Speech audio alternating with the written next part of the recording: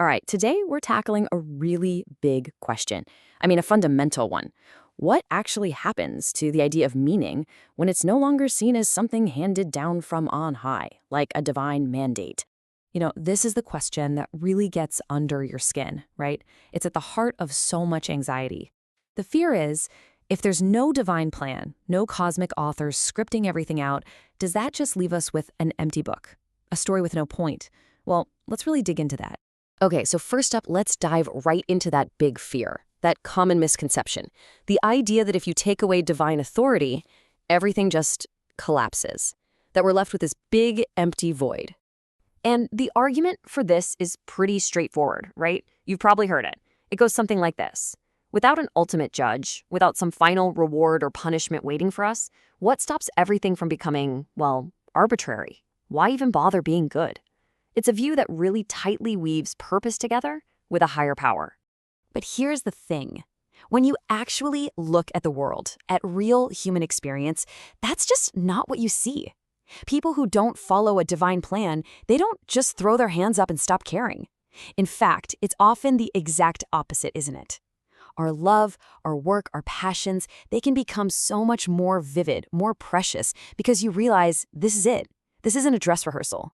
And this quote, wow, it just completely reframes the whole conversation. The point isn't that a void arrives when a divine commander leaves. No, what arrives is responsibility, and that changes everything.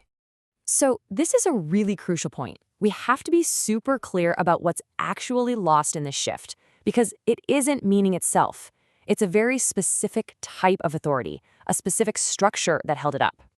Yeah, this definition is absolutely key. To live after God in this sense isn't about giving up on morality or wonder or anything like that. It's about living after mandate. It's about moving past that need for an unquestionable command from the heavens or waiting for some kind of cosmic permission slip to do the right thing. That whole idea that obedience is the ultimate virtue, that's what starts to recede. And you can really see the trade-off here. What gets left behind is that external authorship, that unquestionable command. But look at what remains. All the big stuff, value, purpose, wonder, morality, they don't just vanish. Nope. Their foundation just shifts, away from a cosmic decree and towards something built between us.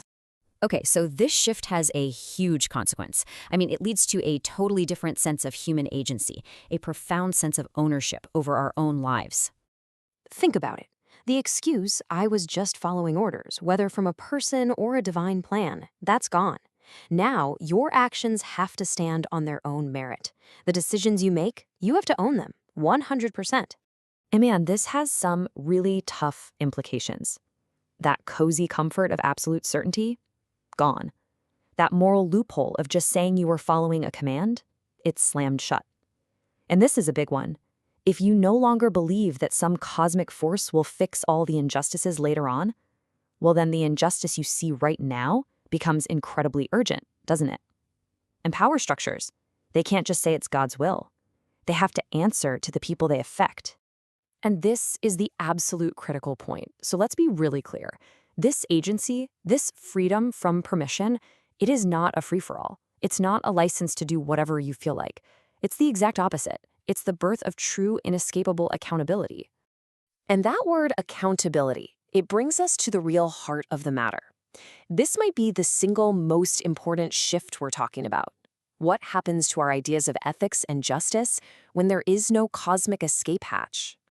So first, let's just define what we're leaving behind. Let's call it cosmic justice. You know the idea that somewhere, someday, all the accounts will be settled. The good will be rewarded, the bad punished, and the scales of justice will finally be balanced. It's a comforting thought, but it has a side effect. It can let us put off dealing with the injustices right in front of our faces. And the contrast is just stark. With the idea of cosmic justice, responsibility can always be postponed. It'll be sorted out later. But when you shift to immediate accountability, whoa, there's no later. The consequences of what we do are felt right here, right now. What happens here stays here. And our whole ethical framework shifts from being grounded in belief about the future to being grounded in the real, tangible consequences our actions have on other people today. Now, you might think this all sounds incredibly bleak, but the argument here is that it doesn't lead to despair. It leads to seriousness, a profound seriousness.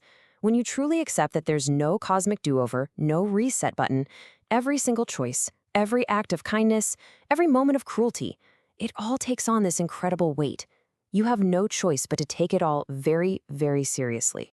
So, okay, if meaning isn't just given to us and our ethics demand our full attention right here and now, how in the world do we build a life of purpose?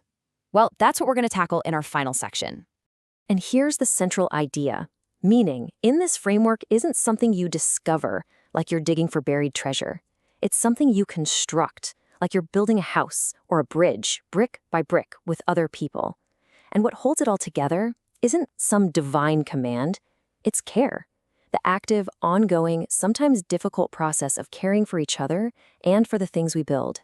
So what does that actually look like in practice? Well, you can think of it as a kind of blueprint. First, you commit freely to people, to projects, to ideas. Second, you don't just stick with them out of blind obligation, you sustain those commitments with genuine care. Third, you make sure they're grounded in something real, in shared human needs. And finally, the ultimate yardstick, the way you measure them, is simple. Do they help us, as humans, to flourish? And this brings us to one last really powerful idea that kind of flips our initial fear on its head. The fact that our time here is limited, that we're finite beings, that doesn't empty life of meaning, it concentrates it. Think of it like a lens focusing sunlight into a powerful beam. Our short time here does the same thing for our choices, our love, our work. It makes them matter more, not less.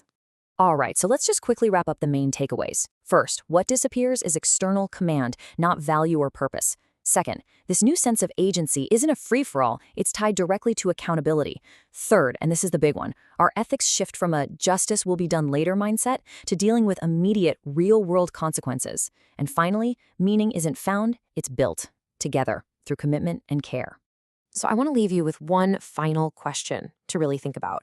If all of this is true, if there's no cosmic court coming to sort things out later, and if the full weight of accountability is on our shoulders, right here and right now, what does that ask of us?